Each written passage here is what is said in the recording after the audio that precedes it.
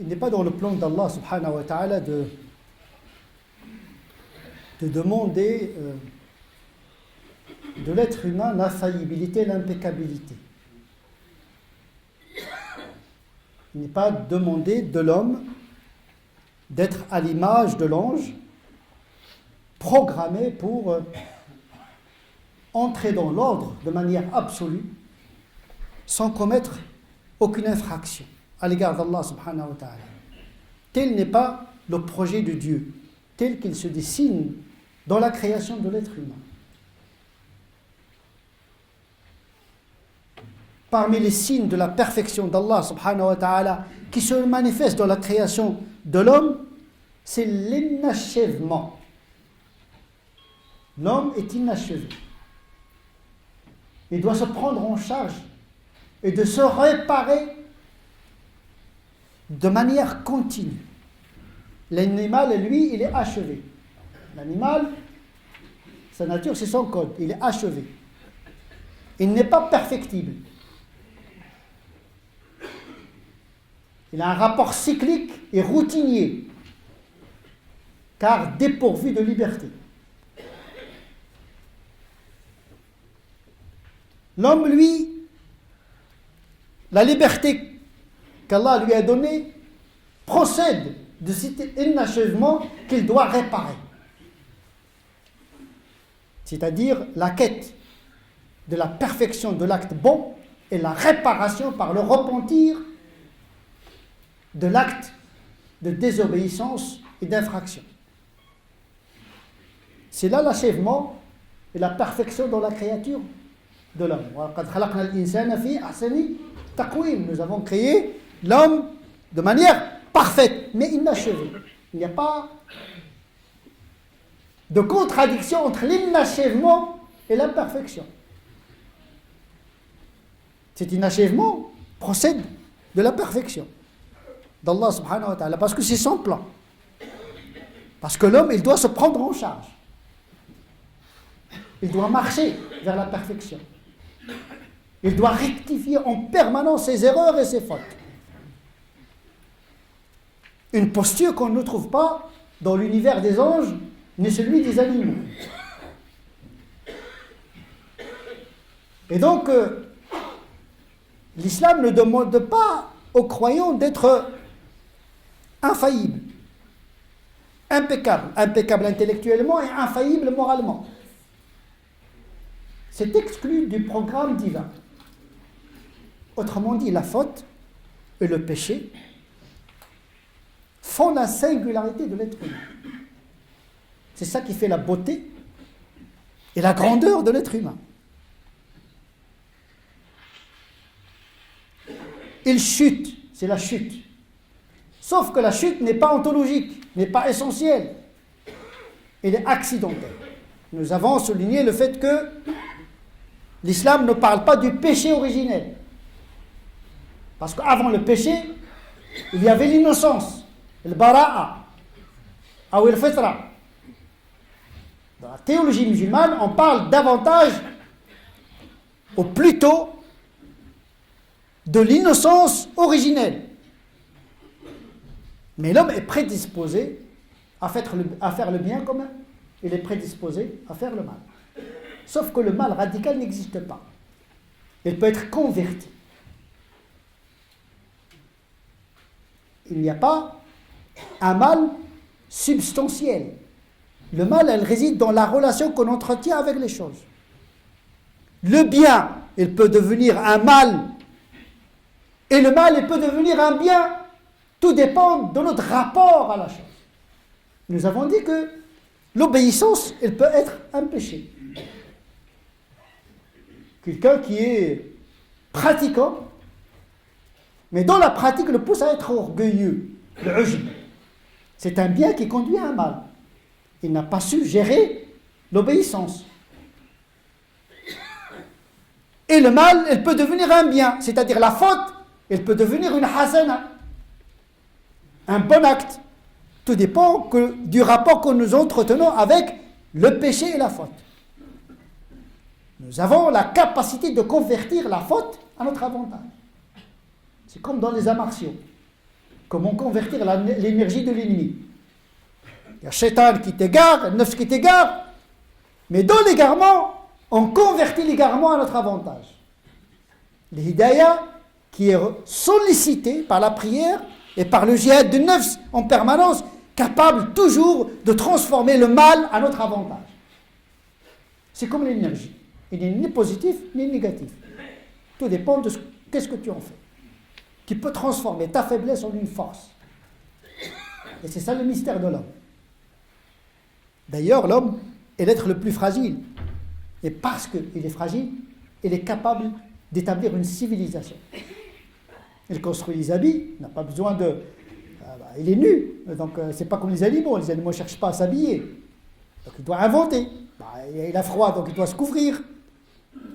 Et il ne va pas habiter les grottes et les trous comme les animaux, il construit des maisons. Cette vulnérabilité à l'égard de la nature l'a poussé à établir une intelligence qui lui permet de domestiquer la nature, taskhir. Donc il est capable de transformer la fragilité, la vulnérabilité à son avantage. La même chose pour la morale. Et donc il y a une sagesse derrière le fait qu'Allah subhanahu wa ta'ala nous a créés enclins vers la faute. Sans la faute, comment la miséricorde de Dieu va-t-elle se manifester? Dieu était miséricordieux, il l'est, il le sera. Et le péché est une manifestation de cette miséricorde. Le pardon de Dieu. Dieu était pardonneur, et sera pardonneur. Mais il a créé l'homme pour que ce pardon se manifeste dans l'ordre de l'existence. C'est en lien avec les attributs de Dieu. La question de la faute, il est en lien avec Dieu lui-même. Subhanahu wa ta'ala. Le hisab, le jugement, qui est un moment de l'existence très important. Sans liberté, donc sans responsabilité, sans faute ou rectitude, à quoi sert le jugement? Comment les attributs de Dieu, de justice, de justesse, de rahma, du pardon, de l'indulgence, comment tous ces attributs multiples de Dieu, comment vont-ils se manifester sans l'existence de la faute en tant que telle? Donc il n'est pas dans l'objectif de Dieu de créer l'infaillible. Et donc, il n'y a aucun sentiment de culpabilité à l'égard de la faute en tant que telle. Quelle que soit son immensité, quel que soit le nombre des fautes, tout cela n'est pas important. Ce qui est important, c'est le souci de reconnaître et d'être conscient qu'on est dans l'imperfection, qu'on est dans la transgression permanente, ce qui crée un lien d'intimité, d'espérance en Dieu. Ce qui fait que le cœur du croyant est en permanence suspendu à la miséricorde d'Allah subhanahu wa ta'ala. Parce que l'infaillibilité nourrit l'orgueil. Quelqu'un qui est parfait, pourquoi je vais demander pardon? J'ai rien fait, comme les enfants. C'est pas de ma faute, j'ai rien fait. Et c'est le virisme moral, le fait de ne pas reconnaître la faute. Aucune vie, aucune société, aucune civilisation, aucune spiritualité ne peut s'épanouir sans le sentiment de la contrition et du repentir. Ça permet de rectifier, de reconnaître. Et c'est un courage de reconnaître. C'est une modestie, c'est une humilité. Ce sont des qualités qui se manifestent à travers la faute. C'est grâce à la faute que le croyant manifeste son humilité. C'est grâce à la faute qu'il reconnaît sa faiblesse. C'est grâce à sa faute qu'il devient indulgent à l'égard des autres, parce qu'ils sont comme lui. Fa'fu wasfahu ala tuhibbuna an yaghfira Allahu lakum. Pardonnez aux autres si vous voulez que Dieu vous pardonne. Cachez les fautes des autres si vous voulez que Dieu vous cache vos fautes. Parce que ton rapport à l'autre, c'est ton rapport à Dieu. Mais l'infaillibilité n'est pas demandée. L'essentiel, c'est que dans la chute, tu sais que la main de Dieu t'accompagne dans la chute pour te relever par la suite. Rien n'est trop tard. Avant l'agonie. Tant qu'il n'y a pas l'agonie, tant qu'il y a la vie, il y a l'espoir. Mais quand il y a la mort, on passe à autre chose. Mais quand on passe à autre chose, c'est là aussi où la manifestation d'Allah subhanahu wa ta'ala en tant que miséricordieux, que les gens vont être surpris. Parce que dans ce bas monde, nous bénéficions d'une miséricorde parmi 100. Et dans l'au-delà, nous allons bénéficier de 99 formes de miséricorde d'Allah subhanahu wa ta'ala. Donc l'essentiel de la miséricorde de Dieu va se manifester après la mort. C'est pour cette raison que l'espérance est un moteur. Attention, il n'y a pas l'espérance qui encourage à la désobéissance. Au contraire, l'espérance, c'est une énergie. Parce que quelqu'un qui désespère, il baisse les bras. Il désespère de lui-même, il dit voilà, je suis cuit, je suis mauvais de toute façon, je suis vicieux, etc. Non. Tu acceptes ton vice, tu le reconnais, et tu combats dans le sens de l'amortir, de l'atténuer, de l'éradiquer si c'est possible, mais tu continues ta marche. Mais personne ne peut sortir de ce bas monde sans péché. Les péchés, qu'on le veuille ou non, sont devenus une deuxième nature pour nous. Nous sommes infectés, contaminés par nos fautes et par les fautes des autres. C'est pour cette raison que le prophète sallallahu alayhi wa sallam, pour nous soulager, nous réconforter, nous apaiser, nous a dit, il n'y a pas un serviteur qui n'a pas une faute, qui ne cesse de faire. Il n'y a pas de croyant qui n'a pas une faute particulière, qui ne cesse de reproduire, inhérente à lui, jusqu'à la mort. Chacun son niveau, chacun sa faute. On a expliqué que la faute des saints, ce n'est pas la faute des vulgaires, ce n'est pas la faute des prophètes. Mais chacun a son lot de fautes. Comme ça, on est tous quittes. Il n'y a pas supérieur, inférieur, mais chacun a ses fautes. Donc personne ne peut juger les autres. Ça nous permet un petit peu de ne pas passer tout le temps en train de juger les autres. Le vrai croyant, il a un seul souci, c'est lui-même. Sauve qui peut. Nafsi, nafsi. La faute, normalement, celui qui est conscient de la faute, ne se préoccupe pas de la faute des autres. Au contraire, la faute des autres le renvoie à ses propres fautes. C'est comme ça qu'il vit. C'est un sentiment intérieur. On ne le voit pas, mais il doit être, en tout cas, à l'intérieur. C'est pourquoi le salut de l'homme, il est intérieur. Ce n'est pas dans les formes.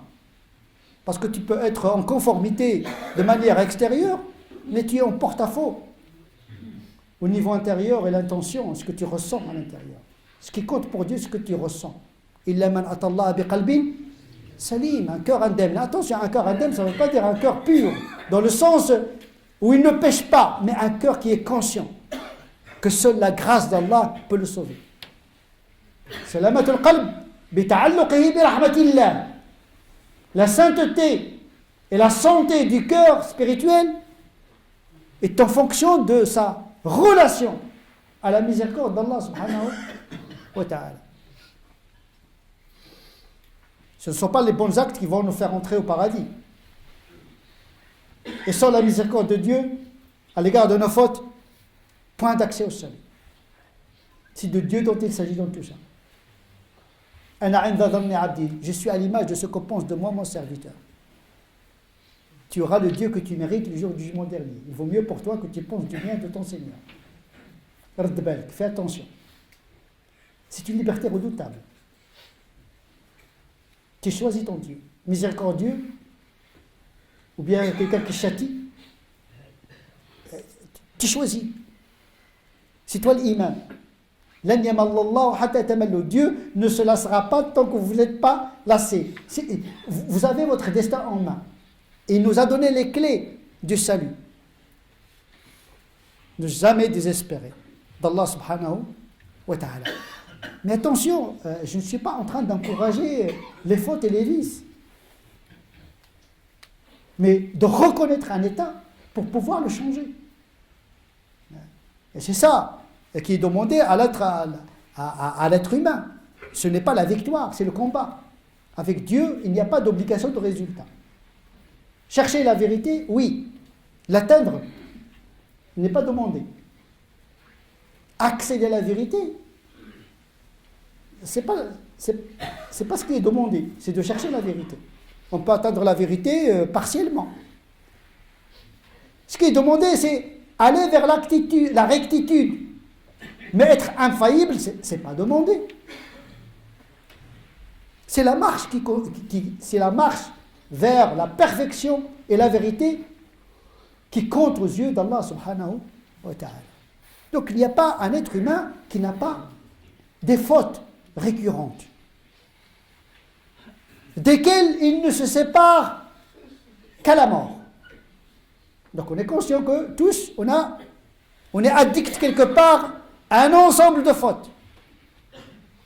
Et le prophète de continuer que le croyant, certes, est éprouvé, repentant, il oublie, mais quand on le rappelle, il se rappelle. Voilà la différence. C'est qu'il a toujours gardé sa conscience éveillée.